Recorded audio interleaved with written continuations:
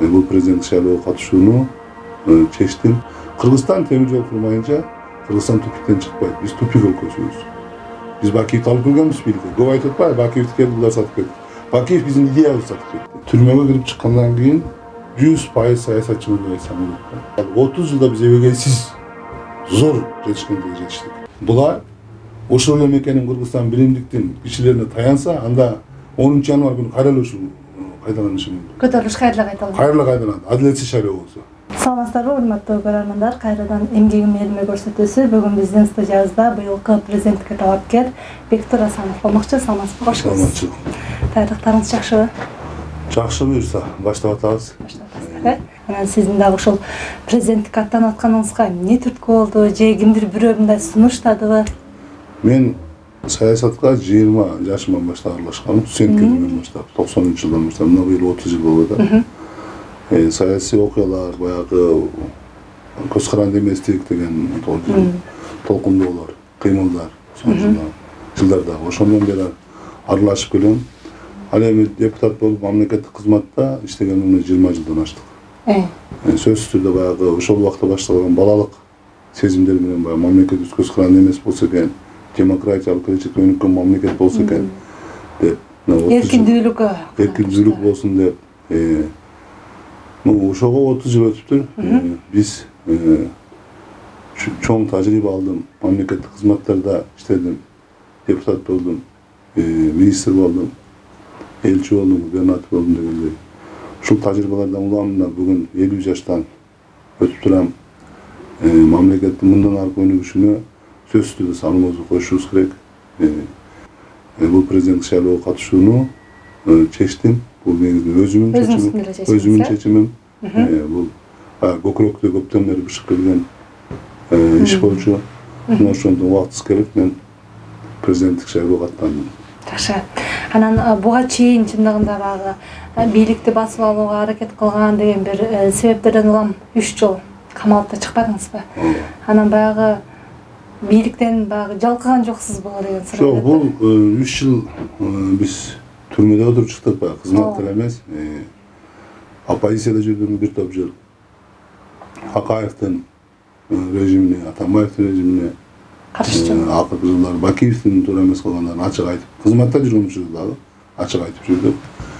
Эми бул бизде баягы адилетсиз, эч кандай далил жок, эч кандай бир көрсөтмө жок, биздин үстүбүзгө арыз жок эле камап салган. Мына бул соттуулук азыр жоюла элек, бирок мен арызымды кабыл алды, себеби соттуулук жоюлар алдында турат. 25 ноябрь биздин жогорку сот биздин ишибизди карайт. Мен 100% ишенем. Эч кандай иш жок, эч кандай кыймыл аракет жок. Болгону булар чайканада сүйлөшүп отуруп ушундай даярданган деген сөз. Даярданган жөнүндө, даярданганда да план болот да. Могу күнү могу жерге чогулагым келди. Андай план да жок, эч нерсе жок эле апарып камап салышты. Бирок мен ойлойм 25-inde сөзсүз биздин жогорку сот чечимди жокко чыгарат буга чейинки өкүмдөрдө. Биз толук шайлоого катышканга толук укугубуз болот берсе. Анан Кыргызстандын Евразия экономикалык биримдигине баягы кошулушуна дагы өзүңүздүн каршы пикириңизди билдирип келесиз да. Керек болсо Кыргызстан өзүнүн максатына жетпей атат, кошулду бирок жетпей атат. Керек болсо чыгыш керек деген ой пикирдесиз. Анан президент болуп калсаңыз да ушул маселени эл аралык деңгээлде көтөрөт белеңиз. Сөзсүз түрдө мамлекет бир уюмга кошулганда, мисалы Европа өлкөлөрү Евросоюзда кошулганда баягы көз каранды эместигинин бир тобунан баш тартат. Себеби бул демек ушунчалык көз каранды эместик суверенитеттин бир бөлүгүнөн баш тарткандан кийин ошончолук жоготууга караганда ал жакка киргенден андан 10 эсе андан да көп пайда болуш керек да. Тилекке каршы биз баягы Евразияга киргенден кийин ушул жак ачык айтылбай калды. Бийликтер анан мындай гана пикир болду да. Кирсек жаман, кирбесек андан да жаман деген гана саясат менен Атамбаев кирди, туурабы? Бирок мына кирбеген Өзбекстан, Тажикстан акыркы 5-6 эмес, биздики 3-4% өнүгүү болсо, аларда 6-7% өнүгүү. Алдыга болуп чыкты. Алдыга баратат да, өнүгүү жакшы баратат. деген. Эми биз Евразияга киргенден кийин мен баягы бүгүн эле чыгып кетиш керек дейм. Бул биздин кызыкчылыгыбызды ал жерде биз талаша билишибиз керек. Бул эң чоң пайда, чоң рынок. Мисалы, мигранттарыбыз иштеп атат турабы? Патенттин кереги жок. Бүгүн ошол Орустардын граждандарына тең укуктуу иштеп атат. Ушул жагын эске алып кирдик да биз. Экинчи жагы дагы бар да. 4,5 миллиард башка рынок менен, 4,5 эмес, 6,5 миллиард башка дүйнөлүк рынок менен биздин тосмо коюлуп калды. Ушул жагынан кандай аракеттерди жасайбыз? Ошон үчүн биз баягы мамлекеттин кызыкчылыгын талаша алышыбыз керек деген ойда. Эгерде улуу өлкөлөр, Казакстан, мисалы, чоң мамлекет, экономикасы күчтүү, Россия болбой эле ошол өздөрүнүн кызыкчылыгына бул Евразияны иштетебиз дей турган болсо, керек болсо да биз чыгышыбыз керек. Себеби бул суверендүү биздин укугубуз. Биз калчашыбыз керек да. Кайсы жагы бизге көбүрөөк пайда алып келет. Анан мен сөзсүз түрдө саясатта шайлоо үчүн ушул сөздөрдү айтам, элге жеткизем деп коюп атам. Экинчи маселе биз темир жол курушубуз керек. Мына өткөн шайлоодо 16 партиядан бири дагы бул маселени козгой алган жок. Сиздин программаңызда ошол бар. Себеби бир мамлекетке, улуу державага, бизге таасири чоң державага капа болуп калбасын деген таризде бир дагы партия муну айтып алган жок. Западтын колдоосу дей деген партияларыбыз айтып алган жок. Биз буну сөз айтабыз. Кыргызстан темир жол курмайынча Кыргызстан тупиктен чыкпайт. Биз тупик өлкөсүбүз. Туюк өлкө деп коет го баягы. Бизден ары темир жол кетпейт. Ошондуктан биз темир жол менен түндүк жагыбыз менен байланыштырабыз. Дүйнөлүк экономиканын 90% түштүк жагыбызда. Кытай, Индия, Пакистан, Иран, Инд океаны, Тынч океаны.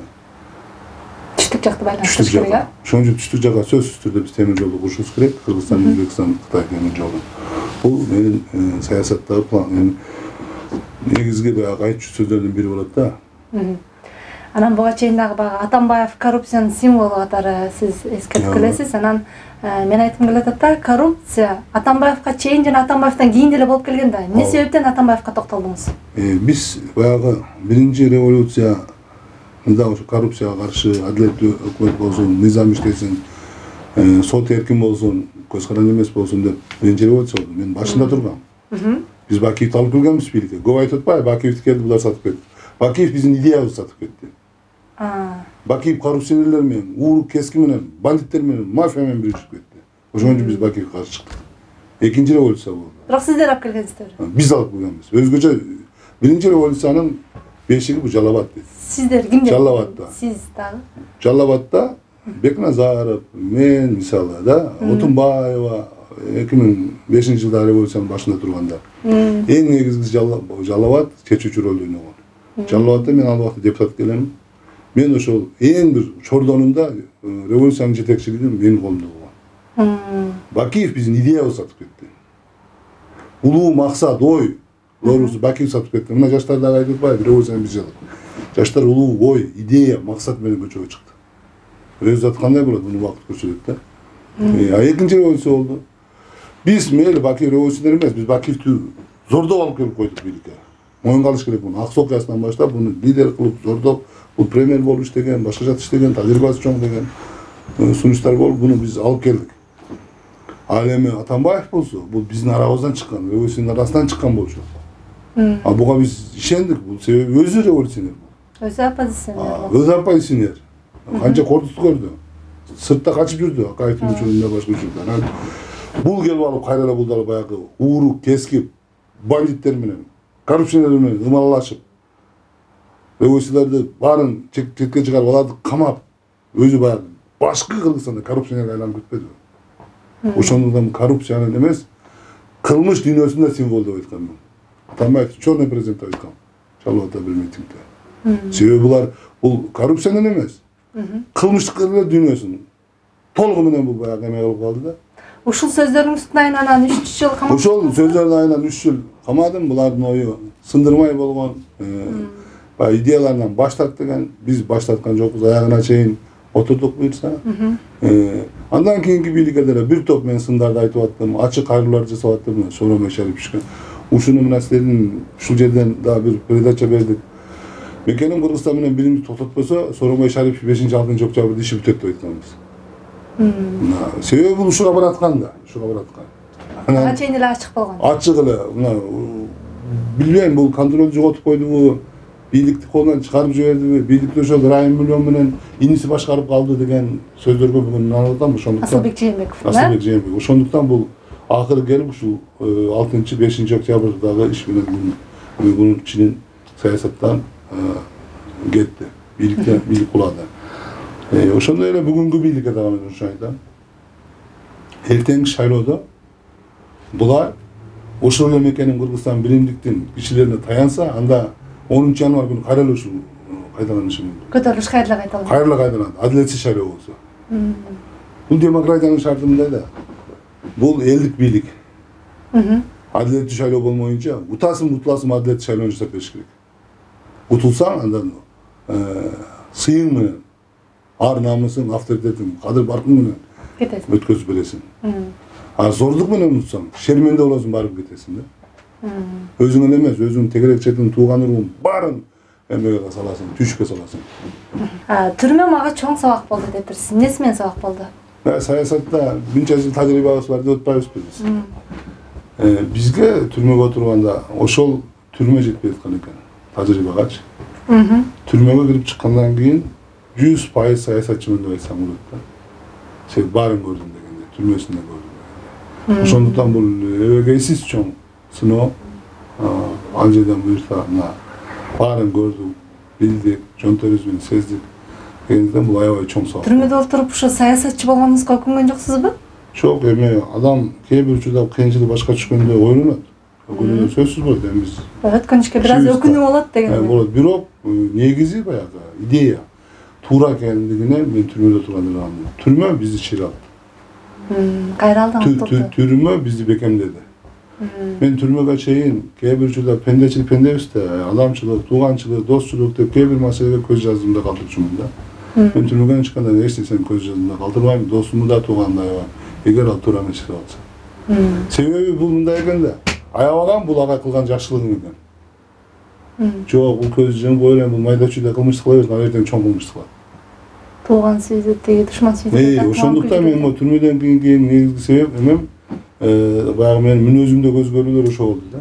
Ачык айтып, алдыраак эскертиш керек. Капа болсо болсун. Өзү капа болушу мүмкүн, бирок ал киши үчүн туура чечим чыгарса, бул эң чоң бир ага туура чечим чыгарсаң келечек үчүн жакшы болот да. Мисалы, мен бир кайрылуумда Сооронбай Шариповди күнөөлөдүм. Ушулардын заложниги болуп калды, коррупция менен бандиттердин заложниги болуп калды депчи. Ошол кишилер тегерек аябай капа болду. Бийликтегилер. Эгер булар түшүнбөдү, эгерде ошону туура түшүнүп, туура чечим кабыл алса, мекеним Кыргызстанды биримдикке катуу жаза колдонсо, шайлоонун учурунда да. 5-шайлоо тазараак өтмөк да, 5-октябрдагы бул революция болмогон эмес. Мамлекет башка чоң бир мамлекеттерден көз каранды болбош үчүн кандай саясат жүргүзүш керек? Адилет, бийликтин күчү бул адилеттүүлүктө. Адилет туура саясат болсо, мамлекет өнүгүү жолуна түшөт. Ошондо эл бийликти колдойт. Эл бийликти колдосо, кылыңды кыйшайта албайт, улуу державалар дагы. Элин колдоп турса. Эгерде элин колдобосо, улуу державалар да сактап кала албайт. Эл менен бирге болуш керек. Эл менен бирге болуш керек. Анан айрым бир коңшу өлкөлөрдүн баягы жарандары видео ролик менен деле соц тармактарда деле жөнөтүп атышпайбы? Кыргызстан сиздер баягы эркин мамлекетсиңер, силерге суктанабыз, кааласаңар башчыңарды кубала бересиңер, кааласаңар эркиндикти талап кыласыңар деген сыяктуучу. Ошол эле учурда баягы өзүбүздүн коомдо деле айтып калат, биз башка коңшу өлкөлөргө уят болуп бүттүк го, кечке эле пикет боло берет, бизде же алдыга өнүкпөйбүз, карысыбыз көп депчи. Анан сизге суроо бергим келип атат да, ушул кылган кылыктарыбыз, революция же болбосо коомдо болуп жаткан окуялар бул суктанарлык нерсеби же уят нерсеби? Бул сыймыктанарлык нерсе. Мына биз айтып атпайбы, 30 жылда биз ушинтип тас кепин кийип калдык. 30 жылда биз эбегейсиз зор жетишкендерге жетиштик. Мисалы 30 жылда кыргыздар 1000 жылда жасабаган ишти жасады. Биз көз каранды эмес мамлекет болдук. Эл бийликтин ээси экендигин сезди. Эл адам укугу, өзүнүн укугу, ар бир кишинин укугу, анын ар намысы, анын талаптары эмне экенин сезип калдык. Мамлекет туурдап аткан коррупциялар жөнүндө ачык айтып, Elge жарыя кылып калдык. Бизде журналистика, граждандык коом өбөгөйсүз өнүктү. Биз азыр экономикалык жагынан дагы баягы Средний Азия деп койшун 4 республика, Казакстан бош болгон. Ошолордун алдындабыз. Экономикалык жагынан дагы. Бирок карыздарыбыз, тышкы карыздарчы. Тышкы карыздарыбыз мисалы Казакстанда bir kişi başına 15 bin dolardan karızı var. 15 bin. Bizimki 700 lira dolar. Kazakistan'ın ekonomikası 3 есе 5 есе bizden çoğundur. Karızı 20'si çoğun bulup baylar. Karızı 20 çoğun bulup baylar. Oşonduktan ayta bergen bolboyt. Misалы biz бар жағынан жетишип калды. Бизге азыр туура саясат, туура бийлик келсе эле биз тезирээк өнүгүп кетебиз. Уялчу өмүр бою бирөөгө башкартып коюп, миллиарддаган мамлекет канын соруп ичип атса дагы үн чыкпай отуруп, анын баласын кол чаап, анын тегерек четине ууру кескиге кол чаап жүгүнүп турган ошол уят. Ошол уят. Анан мурдагы президенттерди эске ала турган болсок, мисалы Акаевди аялы башкарып кетти, ошондой эле Бакиевди, Максим Бакиев баягы эл алдында башкарып кетти, ошол эле учурда Атамбаевди жанындагы жардамчысы башкарып кетти деген сыяктуу бир ойлор айтылып, өзү башкара албады, башкаларга берип койду ролду деп айтышат. Анан Жээнбековдун башкаруусуна кандай баа бердиңиз? Эми биздин башкаруучулардын баарынын кемчилиги алсыздык алардын. Аялына башкартып койгон, баласына башкартып башка бирөөгө тартып койгон, тегерек четине жан сакчысына башкартып койгон, бул алсыздык. Бул баягы личность катары алсыз киши. Ошон үчүн тегерегине күчтүү команда чогулта албайт, күчтүүлөрдөн коркот. Эмнеге Назарбаев бул ушунча жыл отурду дейт. Ал казактын эң кыйындан чогултулган. Күчтүү команда чогултулган, ошон үчүн отурду да. Бизде тилекке каршы андай болду. Сооронбай Жээнбековдун кемчилиги күчтүү команда чогултулган жок. Анын тегерегинде кеңеш бергендери бир тууганын таасири, Райым миллиондун таасири эбегейсиз болуп кетти.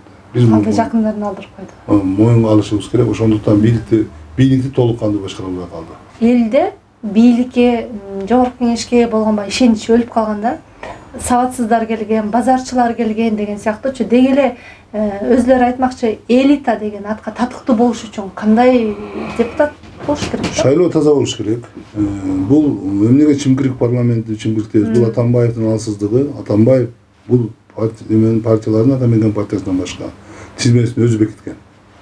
Мисалы айтып жүрөбү, Өнүгүү партиясында Улукбек Кочкоров алдыңкы тизмелерде болгон, анан алсыздыр болгон Атамбаев. Ошентип баягы чимкириктерди өзү чогулткан. Анан өзү чимкирикти алып коюп атпайбы? Алсыз, көз каранды, жүзү жок, эки жүздүү адамдар келсе ушундай болот. Эгерде парламенттик шайлоо тазараак болсо, эл шайлаган депутаттар келсе, анда бизде парламенттик система иштейт. Конституция иштеп кетмек да. Биздин баягы биз Атамбаевди күнөөлөп, анан мен кайрылууну айтпадымбы? Сооронбай Жээнбеков узурпацияланган бийликти кармап отурат. Атамбаевден узурпацияланган бийлик калды депчи. Бул узурпацияланган бийлик, бул чексиз, абсолюттук президенттик бийликтен дагы күчтүү да. Анын бир гана милдети калды, ал реформа жасаш керек. Шайлоо аркылуу бийликти өткөзүп бериш керек. Парламенттикин парламентке, өкмөттүкүн өкмөткө, соттукун сотко өткөзүп берсе, ошондо бизде парламент система иштеп кетмек дагы. Тарыхта Сооронбай Жээнбеков баягы Петр биринчидей, Жорж Вашингтондой, Ататүрктөй президент болуп калмак да. Элдин алдына, элдин талкуусуна алып чыксам деген маселелериңиз барбы? Кайсылар? Сөзсүз түрдө. Элдин талкуусуна биз кен байлыктар жөнүндө маселени ачык алып чыгышыбыз керек. Кумтөрдү улутташтырыш керек. Биз буга Ишенбек Кадырбеков болуп бир топ аракеттерди кылганбыз, фракциялар менен иштегенбиз. Аксы окуясында биз ошо Кумтөр жөнүндө маселе козголгон, бирден бир маселе ошо болгон. Чек ара, Кумтөр, парламент таза шайлоо болуш керек. Мен 2000-жылы шайлоого Кумтөр маселесин айтып атып депутат болуп келгем. 2000-жылы. Тилекке каршы 2003-жылы, 2009-жылы Кумтөрдүн пайдасына кайрадан жаңадан келишим түзүлүп кетти. Акаев менен Бакиевдин учурунда. Мендеги бирден бир программа Кумтөр улутташтырылышы керек. Дүйнөлүк практикада бул бар. Араб өлкөлөрү нефти, Саудия Арабия, бүтүндөй алардын кен байлыктарын Американын, Shell деген күчтүү компания, Европанын компаниялары алып коюшканда 60-жылдар. Кийин алар улутташтырды баары. Ошондуктан биз дагы Кумтөрдү улутташтырышыбыз керек. Башка тоо кен байлыктары толугу менен Кыргыз элине, Кыргызстан мамлекетинин кызыкчылыгына иштегидей биз мыйзамдарды өзгөртүшүбүз керек. Бүгүнкү күндө тоо кен байлыктары коррупционерлердин чет элдик инвесторлордун кызыкчылыгын иштетип закондор кабыл кылынып болгон. Биз буну моюнга алышыбыз керек. Кумтор эми өзүнүн күчүн жоготту деп буга чейин Садыр Жапаров өзү айтты эле да. Эмчи ушул канчалык чын келет? Кумтордо бүгүн 400 тоннадай алтын казылды. Дагы 500 тоннадай ашык алтын бар. Бул изилденгени. Изилденбеген аркы тоо, берки тоо болуп Кумтор тегерегинде 2,5-3 миң тоннадай алтын бар. Ошондуктан бул туура эмес сөз. Элди алдабаш керек. Эл экинчиден алдамайт. Элди биз баягы жиндиде ойлобошубуз керек да. Эл баарын тазалап турат. Анан дагы бир маселе баягы чек ара деп калдыңыз. Ушу чек арага токтололучу. Чек ара биздеги негизги көйгөйдүн бири десек болот да, деги эле чечилбеген маселе. Сиз президент болуп калсаңыз кантип чечет элеңиз? Чек ара бул чечүүчү маселе. Бийликтин кадыры бар болуш керек. Коңшу мамлекетти сыйлаш керек. Мисалы Өзбекстан менен небегейсиз чоң. Bizde talaş tartış şeyler bulgun. Ben Жалал Ат областында турганда, Жалал Ат областында 24 talaş жер бар эле. Ошонун бир тобу ушул убакта чечилип болгон. Өзбекстан менен кимдин кызыкчылыгына чечилген? Пакистан? Менин оюмча, биз катышкан боюнча туура эле чечилди. Эки мамлекет аябай туура чечимдерди кабыл алды. Кээ бир жерде биз мисалы мен Карадария деген айыл өкмөт тартыш жер бар да. Өзбекстандын ичинде биздин жерибиз бар. 56, 92 kilometre Daryanın berki betinde Özbekistan'ın yeri var. 82 kilometre. 82 hektar. Oşonda 56 hektar biz Özbekistan'a verip 82 hektarda özümüz kalkanımız. Bu canın gelişinde körsettildi. Oşonda key bir yerde biz 5-10 hektar yerde bizi tutabız, key bir yerde bizi tutabız. Bu meseleni çeşiş gerek. Mesela çegara meselesi men çeşici mesele Tacikistan, Özbekistan men çeşilip kaldı desek bolot. Tacikistan men de çeşiş alsak bolot. Yani 3 yıl, 5 yılda bir barın orada koysa olur. Bunu ten ata söylüş alış gerek. 5 yıl көп vaqt. 30 yılda çeşit otayız. Misalı, jergilükte eldin dağı katıştırış gerek buğa. Jergilükte el dağı makul boluş gerek. Bizde var öyle bayağı, hiç kim kayırda jolukkan, hiç kim bilbey kaladı, moğacada joluktu, kayırda joluktu. Debe bu komisyaya eldin içinin dağı, el okullarının girgiriş gerek. Jergilükte birlikten okulların, Жергиликтүү кеңештин депутаттарын аралаштырыш керек. Элде баягы эме болбош керек да, шекшинүү болбош керек да. Биздин жакшы жерди берип койду, анда мындай дегенде шекшинүү болбош керек. Неге чечилбей калат бүгүнкү күнгө чейин? Чечсе болотпу? Бул жерде ар түрлүү кызыкчылыктар бар. Мамлекеттик кызмат иштеген баягы эме өзүнүн компетенттүү эмес кызматчылар бүт баарын эртеңке жылдыргысы келе берет. Жылдыргысы келбейт, жоопкерчиликти моюнга контрабанда себеп эмеспи? Моюнга алгысы келбейт.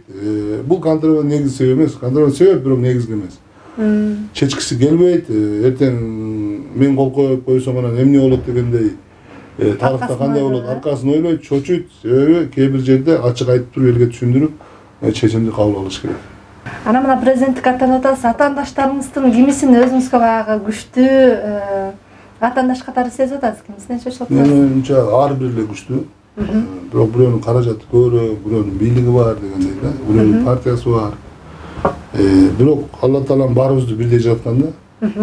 Кээ бирөөнүн артыкчылыгы болгон менен, кемчилиги чоңураак. Кээ бирөөнүн кемчилиги мисалы акчасы жок, бийлиги жок болгону менен андан башка жактан мүмкүнчүлүктөрдү берип койгон. Ошондуктан баарыбыздыкы эле бирдей эле деп айтсак болот. Баары, мен ойлойм, бул жерде алсыз талапкер жок. Губернатор, депутат, элчи, коомдук ишмер болуп жүрөсүз да. Анан ошол учурдагы элиңизге кылган негизги эмгектериңиз кайсы болду? Багы эл ушул убакка чейин ошонун үзүрүн көрүп жүргөн эмгектериңиз кайсылар? Кээ бирөө айтат, мен көпүрөөк курдум дейт. Депутат, саясатчынын көпүрөөк курбайт ал. Эгер аткаруу бийлигинде иштесең, мамлекетте сен оңурасың, турабы? Менин эң чоң эмгегим депутат болуп туруп биз ак суу окуясында башында турдук. Биринчи революцияны жеткиздик. Кыргызстан эбегейсиз прогресске бурулду ошондо. Дүйнө жүзүнө Кыргызстандын кадыр баркы эбегейсиз көтөрүлдү. Буга менин эң негизги 3 кишинин бири болуп салым кошуп койдум. Экинчи, мен 3,5 жыл спортты жеткирдим. Туризм, спорт, жаштар саясаты. Кыргызстан тарыхында ошондо 3 медаль болду, Олимпиада медаль. Бир күнү 2 коло. Ошонун баары спорт коомчулук айтат, жалган дебей, ошол менин эмгегим деп айтсам болот. 10 жылдагын айтсак болот. 10 жылдай көп мени күнөөлөп жүрөт. 10 жылдагы стабилдүүлүк үчүн биз башыбыз сайып иштедик. Президент, татыктуу президент деген кандай болуш керек? Татыктуу президент деген эң биринчи баягы dinleri айтпайбы. Muhammed Peygamber büt barın jеңип келе жатып, жеңди бирок эң чоң душманыбызды алдында десе, сахабалардын колунан кылычтар түшүп, ал кандай душмандык айтсын дейт. Ал напсиңе деп айтты. Напсисин тийген президент, ал өтө келечектик президент болот. Бирок көп адам баягы бийликке келгичекте аябай жакшы, анан бийликке келгенден кийин өзгөрүп кетет го, эмнеге? Эми ал сый урматты, кадыр-баракты көп кишинин жеке өзүнүн мүнөзү, тарбиясы, калыптарынын дагы болуш керек да. Акча азгырык эмеспи? Акча билбейм, мен өзүмдүн өмүрүмдө мен саясатка мен бизнестен келгем. Өтө чоң эмес мындай бизнестен. Же мен баягы мурда кичине акчаны көрүп калган үчүнбү, башкабы. Бирок акчага, башка нерсеге Кудай буйрса, адамдын өзүнүн характери болуш керек, адамдын баалуулуктары болуш керек. Ошол баалуулуктарга жетиш үчүн баягы бүт акча, баягы бийлик, башка нерсеге алдырбаш керек. Менин оюмча, мындай кишилер, инсандар бар Кыргызда, аябай көп. Мен өзүм да билем, канча кызматта иштеп жүрүп, таза туура иштеген. Ошондон мамлекетибиз алдыга барат. Биз уялбасак болот. Биз борборду кайсыда, Казакстанды кошкондо деле. Биз ат жабың алдындабыз.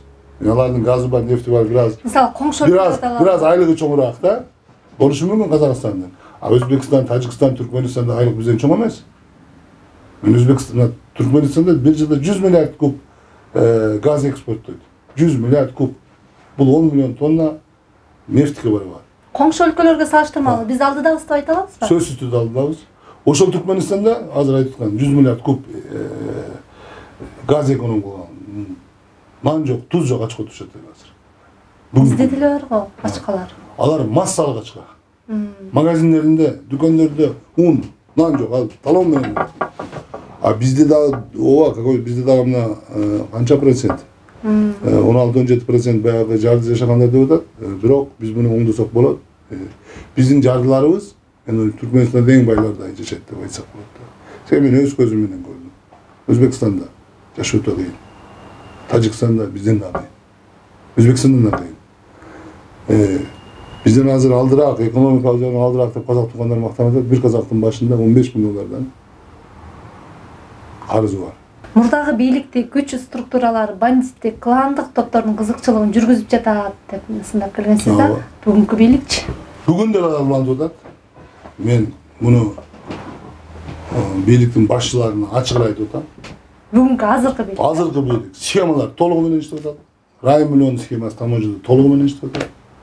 Жалал Абадта КПК заводу, Кыргызнефтегаздагы схемалар толук иштеп атат. Аэропорттогу энергия холдингдеги схемалар толук иштеп атат. Мисалы, таможняда токтоду дейт. Схеманы жасап жүргөн Матраев өзү жалгыз эмес да. Жок дегенде 15, 20, 30, 40 киши жасайт да. Ошонун жартысын алып келип камаш керек эле. Камабасын. Кызматтан бошотуш керек эле. Бир киши кызматтан бошодубу? Ошондо. Матраев схемасы менен иштеди деген. Ошогон жок. Ошондуктан элди баягы алдайбыз, биз мынтип атабыз деген туура эмес. Ошондуктан элди алдай албайт. Буга чейинки президенттерде сиз сындаган экенсиз, баягы кадр маселеси. Бир гана президент чечип коюп атат кадр маселесин депчи. Бүгүнкү күндөчү ким чечип атат? Бүгүнкү күндө жаштар келсин деп талап коюп. Убакыт бүгүн мындай да бийлик убактылуу бийлик. Убактылуу. Бирок баягы ишенген кишилерден коюш керек, биз моюнга алышыбыз керек. Эң ишенген жакын кишилерин баягы өтө ключевой постторго коюш керек. Буга биз талашпашыбыз керек. Ооба, иш алдыга жылыш үчүн ишенген кишини коет да, ушул колунан келет деп. Буга биз каршы болбошубуз керек деп ойлойм, буну колдошубуз керек. Бирок мына президент шайлоо өткөндөн кийин кимди таны бир элибиз билет, анан Кудай билет. Мы бардыгы мыйзам чегинде болуш керек да. Президент баарына аралашпаш керек. Ар ким өзүнүн функциялык милдетин ар бир жетекчи өзү аткарыш керек. Убагында сиз дагы ачкачылык жарыялагансыз да. Анан мына бүгүнкү күндө буга чейин да эми Алмазбек Шаршенович да ачкачылык жарыялап токтоду. Анан бүгүнкү күндө анын жакындары дагы ачкачылык жарыялап атат да. Алмазбек Атамбаевди үй камагына чыгаргыла депчи. Анан ачкачылык жарыялоо менен маселе чечилеби? Эми ачкачылык Эми ачкачылык жарыясам чечилип кете бербейт. Себеби баягы мыйзам деген бар да. Ачкачылык менен мыйзамды буза албайт, буз десе эле бузбайт. Атамбаевди үй камагынан чыгаруу бул акыл эси жайында киши айта турган сөз эмес. Анда эбегейсиз чоң оор кылмыштар күнөөлөнүп атат. Эмени колдойм, ачкачылык жарыялагандардын. Ачык болсун сот. Сот ачык болсун. Сот ачык болбосо, значит, бийлик туура эмес кылып атат деген элде шек-шүбө болот. Сотко ишенбөөчүлүк болот. Биз мигранттарды кайтарышыбыз керек, жумуштуу жерин таап беришибиз керек. Буну кайсы үчүн жасайбыз? Биз экономик саясатты жакшы жакка жолго салсак, Кыргызстан 6-7%ке чейин өнүксөк болот да. Темир жол курсак 11-12% өнүгөбүз. Ошондуктан биз темир жолду сөзсүз курушубуз керек. Темир жолду курбай туруп биз динамикалуу өнүгүү жөнүндө айта албайбыз. Кээ бир улуу өлкөлөр биздин өнүгүп кетишибизди каалабайт. Кудай буюрса алдыда тез өнүгөбүз деп атпайсызбы? Анан эмне себептен анда Кыргызстан баягы өзүнүн мамлекеттүүлүгүн жоготуп алуу коркунучунда турат? Жоголуп кетүү коркунучунда деп айтышат. Эми ошондой пессимисттер баягы элдин арасына будуңчаң салганга аракет кылган сырткы күчтөр бар. Ынанын болбош керек. Кыргызстан ошол бир улуу державага жабышып, ошонун бир колтугуна кирсе гана өнүгөт деген туура эмес түшүнүктү биздин элибиздин аң сезимине калыптандыруу. Андай эмес. Сизге акыркы суроом болсун. Алдыга койгон максаттарыңыз? Максаттарыбыз аракетибизди ишке ашырыш үчүн аракет кылышыбыз керек. Токтобошубуз керек. Коркпошубуз керек. Ал эмне деген, эл эмне деген ойлобошубуз керек. Оюң туурабы? Туура экендигине ишенесиңби? Алдыга карап умтула бер. Менин да позициям ошондой. Чоң рахмат сизге. Тарых баарына баа берет. Келечек баарына баа берет. Рахмат. Сиздин ишиңизге ийгиликтерди каалайбыз. Сизге да рахмат, ийгилик болсун. Ушуну менен бүгүнкү көрсөтүү соңуна чыкты. Кайрадан амандашканча саламатта туруңуздар.